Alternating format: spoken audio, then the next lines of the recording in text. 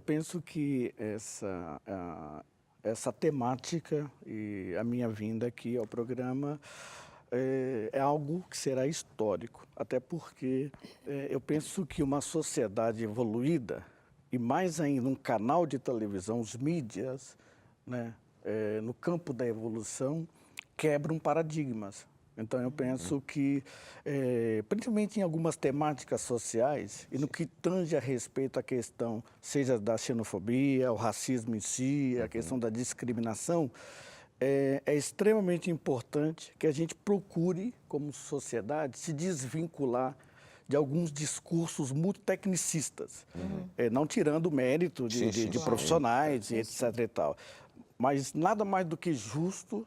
E eu vejo que a Curiacos, por isso que eu estou parabenizando, não é comum. O amigo ou amiga que me assiste agora, que nos assiste, acredito que vai concordar, porque não é comum, não só em Portugal, mas a nível mundial, as televisões, os mídias abrirem espaço simplesmente em algumas, principalmente temáticas com respeito à xenofobia, discriminação, chamar formadores de opiniões, ou seja, chamarem pessoas do povo, certo? Simplesmente ouvir a sociedade civil. Eu estou aqui nessa manhã, simplesmente como um integrante da sociedade civil. É evidente. Você está aqui como cidadão. Como cidadão. É elementar que eu trago aqui uma série de credenciais de cunho acadêmico e técnico, etc. e tal, ao longo de décadas conquistadas, seja no Brasil ou em Portugal. Também uma vasta experiência em ambientes secundaristas e universitário, e me sinto credenciado e bem preparado para abordar essa temática. E já agora que o Ronaldo fez também parte da sua carreira universitária no Brasil, gostaria de saber um pouco qual é que é a realidade dos dois países, porque embora nós sejamos muito parecidos, não é, na maneira de ser e na língua, mas a realidade desta problemática no Brasil e em Portugal devem ser diferentes. Bom, no que diz respeito à questão do racismo, existem alguns pontos extremamente semelhantes. O racismo, alguns definem a questão das práticas raciais, a história prova isso. O racismo sempre teve atrelado a alguma série de situações. Em casos extremos, o racismo foi mais do que um pano de fundo, há verdadeiros genocídios. A história prova isso. Seja na China, seja em várias civilizações. Ou seja, eu particularmente costumo dizer, o racismo é comparado a um cancro. Um cancro que não tem cura. Mas o racismo pode e deve ser combatido. E deve ser combatido em qualquer parte do mundo, tá certo? Porque o racismo é proveniente de práticas, de atitudes de seres humanos. Seja no Brasil, seja em Portugal, independentemente. E é interessante porque existe aqui algumas questões. O foco aqui é o racismo dentro do ambiente universitário, mas numa abrangência geral, existem formas de se combater. É interessante. Primeiro ponto aqui, a questão da própria legislação. A própria legislação é forte. Se nós observarmos uma coisa aqui, no cerne da Constituição da República Portuguesa, já no artigo 13, diz um dos princípios constitucionais, que é o princípio da igualdade, e é extremamente importante nós, como cidadãos, todos aqueles que se sentem violados os seus direitos, existem alguns caminhos que se devem permear. O primeiro caminho é o valor escriturísticos, usar das prerrogativas legais. E já no artigo 13 e na lei mais recente, a Lei 93/2017, me permita, eu vou ler aqui o artigo 13, diz que todos os cidadãos têm a mesma dignidade social e são iguais perante a lei.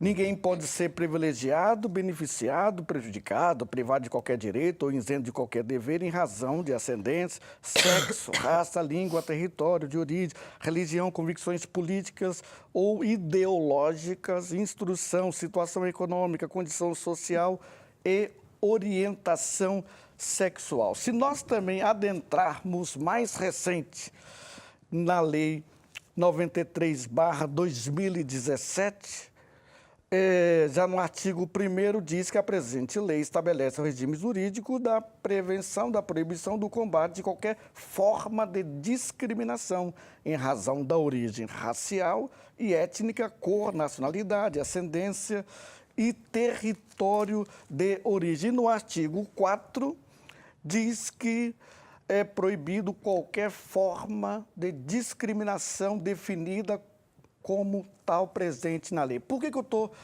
já no início aqui da conversa, da nossa conversa, colocando aqui essa questão, essa base jurídica, né? É uma ferramenta em que qualquer cidadão, tá certo? Qualquer integrante da sociedade civil tem o direito de utilizar dessas prerrogativas. E é elementar, porque há uma ideia, é importante deixar isso bem claro para o nosso telespectador que me assiste. Eu sei que há muitas pessoas que estão nos assistindo agora, tá certo?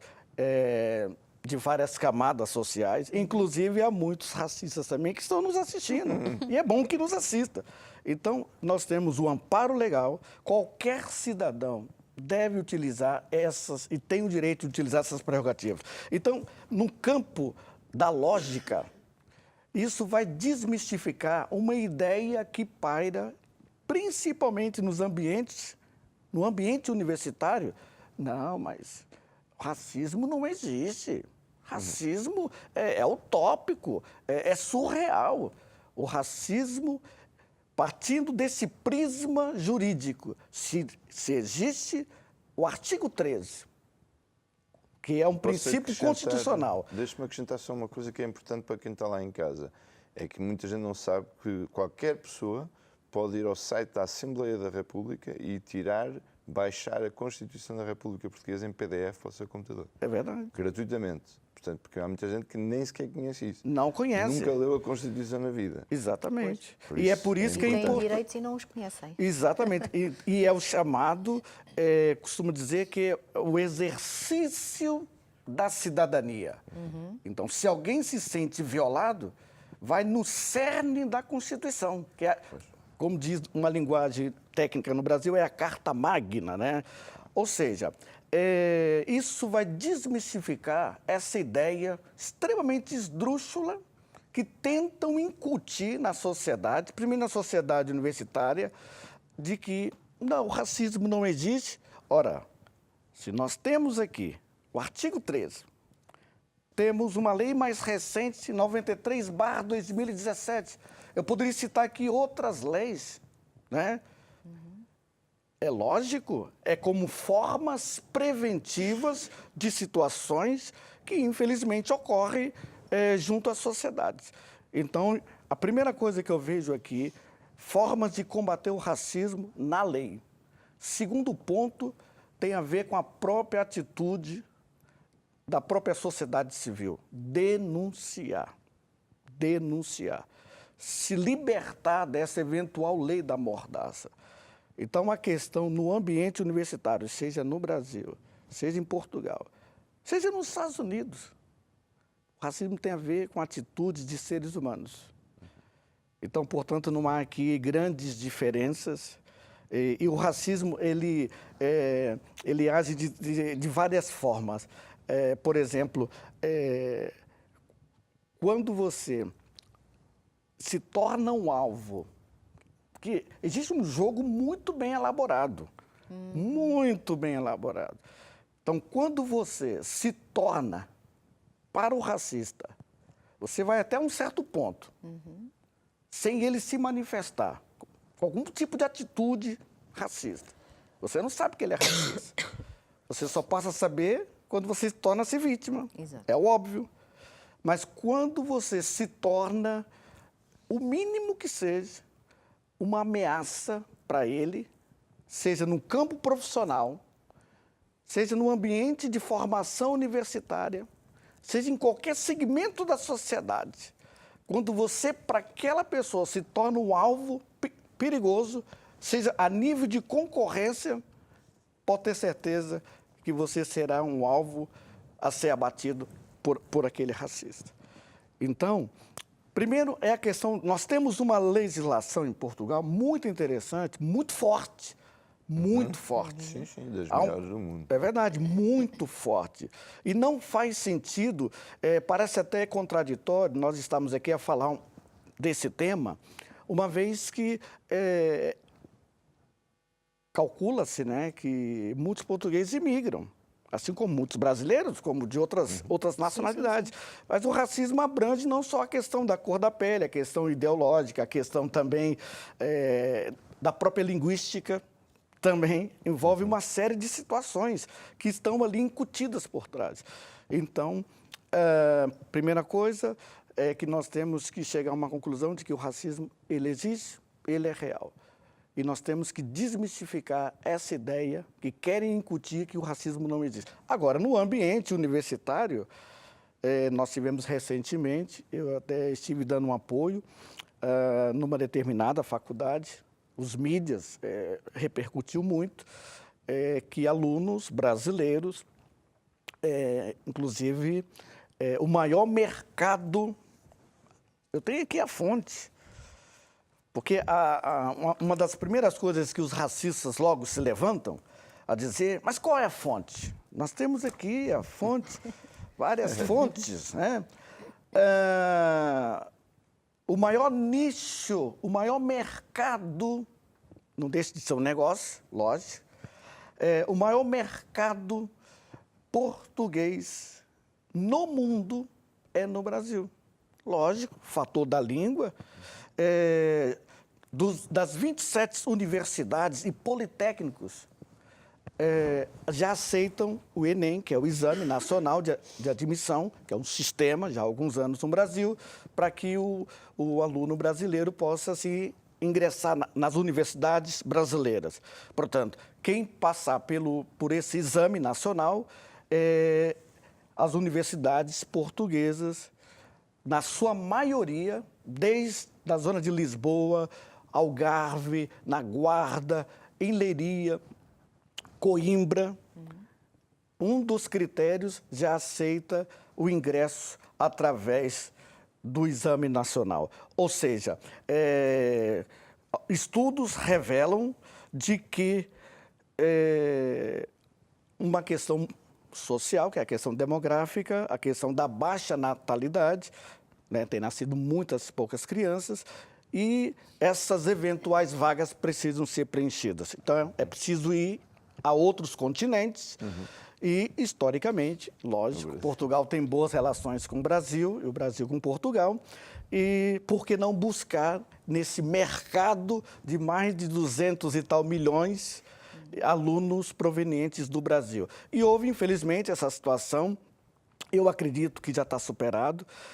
Foi um grupo isolado, quero deixar bem claro, que não tem nada a ver com a direção da faculdade, tá certo? Faculdade de Direito.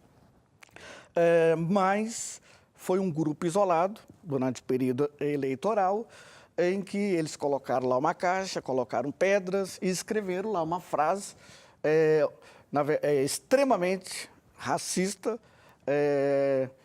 fazendo uma apologia, incitando o ódio, né, ao dizer que, incentivando as pessoas a atacarem pedras aos zucas. Zucas são os brazucas somos nós, os brasileiros. E houve um clamor da comunidade universitária brasileira. Para que tenha noção, calcula-se que quase 30% dos alunos são de origem brasileira.